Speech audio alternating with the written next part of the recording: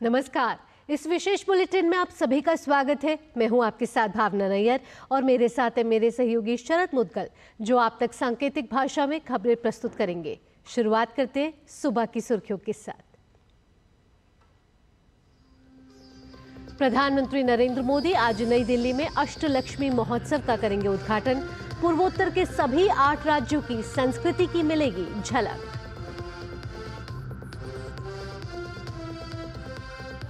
महापरिनिर्वाण दिवस पर देश संविधान निर्माता डॉक्टर भीमराव अंबेडकर को कर रहा है नमन।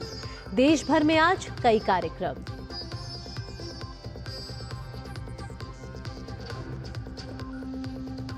भारतीय रिजर्व बैंक आज अपनी द्विमासिक मौद्रिक नीति समीक्षा की करेगी घोषणा। फरवरी 2023 से रेपो दर में कोई बदलाव नहीं।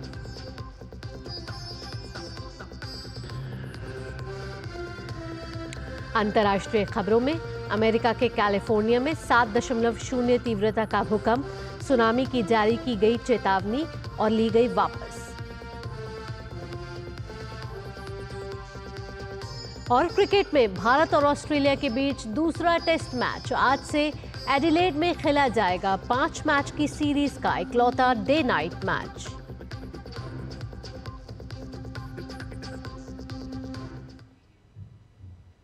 अब खबरें विस्तार से। प्रधानमंत्री नरेंद्र मोदी आज नई दिल्ली के भारत मंडपम में अष्टलक्ष्मी महोत्सव का उद्घाटन करेंगे। यह 3 दिवसीय सांस्कृतिक महोत्सव 8 दिसंबर तक आयोजित किया जाएगा। यह महोत्सव पूर्वोत्तर भारत की विशाल सांस्कृतिक विरासत को प्रदर्शित करेगा, जिसमें पारंपरिक कला, शिल्प और सांस्कृतिक प्रथाओं की विविधता को एक साथ लाया जाएगा। इस महोत्सव में कारीगरों की प्रदर्शनियां, ग्रामीण हाट, राज्य विशेष मंडप होंगे और पूर्वोत्तर क्षेत्र के विकास के लिए महत्वपूर्ण क्षेत्रों पर तकनीकी स्तर से और साथ ही आयोजित किए जाएंगे। प्रमुख कार्यक्रमों में निवेशक गोलमेज सम्मेलन और क्रेता विक्रेता बैठकें भी शामिल हैं।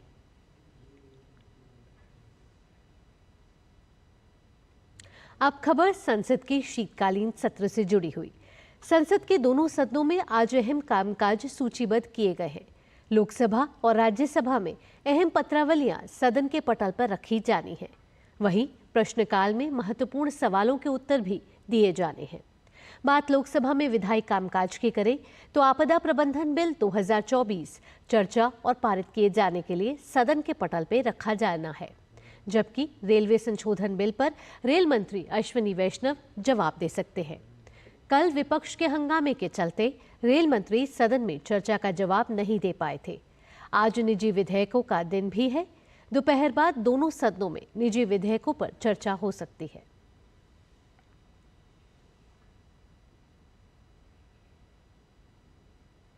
महाराष्ट्र में कल तीसरी बार मुख्यमंत्री पद की शपथ लेने के बाद देवेंद्र फडणवीस ने तुरंत सक्रिय हो गए हैं और प्रदेश हित के लिए काम करना शुरू कर दिया है।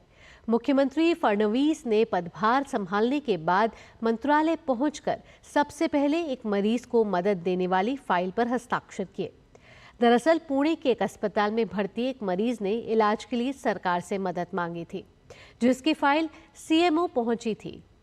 मुख्यमंत्री फडणवीस ने सीएम चिकित्सा सहायता कोष से 5 लाख रुपए की राशि जारी की। कल शपथ लेने के बाद फडणवीस, शिंदे और पवार मंत्रालय पहुंचे, जहां उन्होंने मंत्रालय में लगी महापुरुषों की तस्वीरों पर माल्यार्पण किया और मंत्रिमंडल की बैठक में शामिल हुए। आपको बता दें कि 7 से 9 दिसंबर तक महाराष्ट्र विधानसभा का विशेष सत्र बुलाया गया है, जिसमें संभवतः 7 और 8 दिसंबर को नवनिर्वाचित विधायक शपथ लेंगे और 9 दिसंबर को 15वीं विधानसभा के लिए नए स्पीकर का चुनाव होगा। जबकि महाराष्ट्र विधानसभा का शीतकालीन सत्र 16 से 21 दिसंबर तक नागपुर में आयोजित होना है। संभल हिंसा में एक बार फिर विदेशी कनेक्शन सामने आया है। जामा मस्जिद के पास स्थित कब्रिस्तान में तलाशी ले रही पुलिस टीम को कल 3 खोखे और एक मिसफायर कारतूस और मिला है। इसमें 2 खोखे 7.65 mm और एक 12 बोर का है।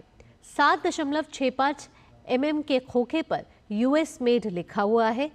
मिसफायर 12 बोर का कारतूस है। इससे पहले 3 दिसंबर को एक पाकिस्तानी खोखा और 5 कारतूस पुलिस को तलाशी के दौरान मिले थे। हिंसा में विदेशी कारतूस का इस्तेमाल होने से जिला पुलिस केंद्रीय जांच एजेंसियों से भी संपर्क करने की तैयारी कर रही है। एसपी कृष्ण कुमार बिश्नोई का कहना है कि खोखे और कारतूस को बैलिस्टिक एक्सपर्ट के पास भेज दिया गया है। उनकी रिपोर्ट आने के बाद कार्रवाई की जाएगी। 7.65 mm वाले कारतूस देश में प्रतिबंधित है। विदेशी कनेक्शन को भी देखा जा रहा है। जुम्मे की नमाज को लेकर संभल में सतर्कता बरती जा रही है। 30 अधिकारियों को मैजिस्ट्रेट के रूप में तैनात किया गया है। कल डीएम डॉक्टर राजेंद्र पैसिया ने प्रमुख लोगों और धर्मगुरुओं के साथ बैठक कर कहा कि नमाज के दौरान जामा मस्जिद पर भीड़ एकत्रित न हो। एसपी कृष्ण कुमार ने भी लोगों को अफवाहों पर ध्यान नहीं देने की अपील की।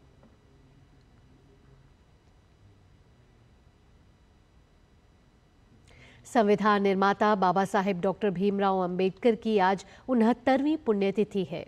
बाबा साहेब की पुण्यतिथि महापरिनिर्वाण दिवस के रूप में मनाई जाती है। केंद्रीय सामाजिक न्याय एवं अधिकारिता मंत्री के तत्वाधान में डॉक्टर अंबेडकर फाउंडेशन द्वारा संसद भवन के परिसर में स्थित प्रेरणा स्थल पर महापरिनिर्वाण दिवस मनाया जाएगा। स्मरणोत्सव की शुरुआत उपराष्ट्रपति जगदीप धनखड़, प्रधानमंत्री नरेंद्र मोदी, लोकसभा अध्यक्ष ओम बिरला, राज्यसभा के उपसभापति हरिवंश और सांसदों और कई अन्य गणमान्य व्यक्तियों के द्वारा पुष्पांजलि अर्पित के साथ करने के साथ होगी।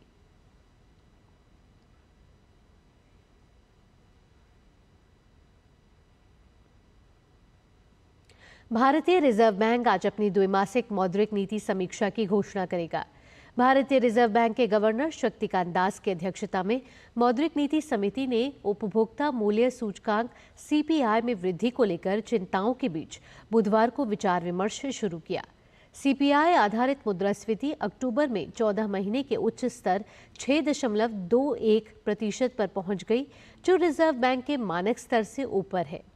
रिजर्व बैंक ने फरवरी 2023 से रेपो दर या अल्पकालिक उधार दर को 6.5% पर अपरिवर्तित रखा है। विशेषज्ञों का मानना है कि केंद्रीय बैंक रेपो दर पर यथास्थिति बनाए रख सकता है, लेकिन नकद आरक्षी अनुपात सीआरआर में समायोजन पर विचार कर सकता है। सीआरआर में कटौती बैंकिंग प्रणाली में तरलता ला सकती है, जिससे आर्थिक गतिविधियों को एक सहारा मिल सकता है।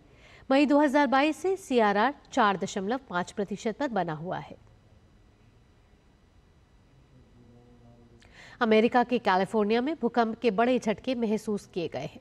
भूकंप स्थानीय समय अनुसार सुबह करीब 10:44 पर तटीय हम्बोल्ट काउंटी के एक छोटे से शहर फंडेल के पश्चिम में आया। रिक्टर पैमाने पर इसकी तीव्रता 7 आंकी गई। यूएसजीएस ने कहा है कि भूकंप का केंद्र 10 किलोमीटर की गहराई पर था। यूएस नेशनल सुनामी सेंटर ने सुनामी की चेतावनी जारी की है, जिसे वापस ले लिया गया है। अमेरिका के पश्चिमी तट पर सुनामी की चेतावनी जारी की गई, जिस कारण लोगों ने सुरक्षित स्थानों पर जाना शुरू कर दिया था। बाद में सुनामी की चेतावनी वापस लेने के बाद लोगों ने राहत की सांस ली। अमेरिकी भूवैज्ञानिक सर्वेक्षण ने कहा है कि इसे लगभग 270 मील दूर दक्षिण में सैन फ्रांसिस्को तक महसूस किया गया।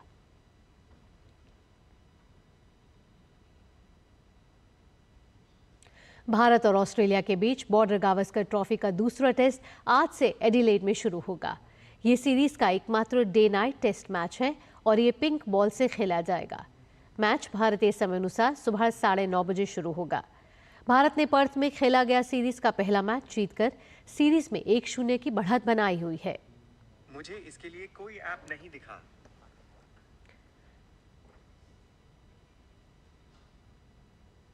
विश्व शतरंज चैंपियनशिप में डी गुकेश और डिंग लेनेन के बीच 9वें दौर का मुकाबला भी ड्रॉ रहा।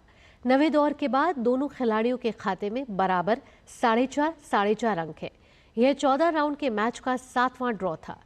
32 वर्षीय लेनेन ने शुरुआती गेम जीता था, जबकि 18 वर्षीय गुकेश तीसरे गेम में विजयी रहे थे। विश्व शतरंज चैंपियनशिप में जो भी पहले 7.5 अंक हासिल करेगा, वह विश्व चैंपियनशिप का खिताब हासिल करने में कामयाब रहेगा। इसी के साथ इस विशेष बुलेटिन में इतना ही। मुझे और मेरे सहयोगी शरद के साथ फिलहाल के लिए टीम को दीजिए अनुमति। खबरों का सिलसिला यूं ही जारी रहेगा। नमस्कार।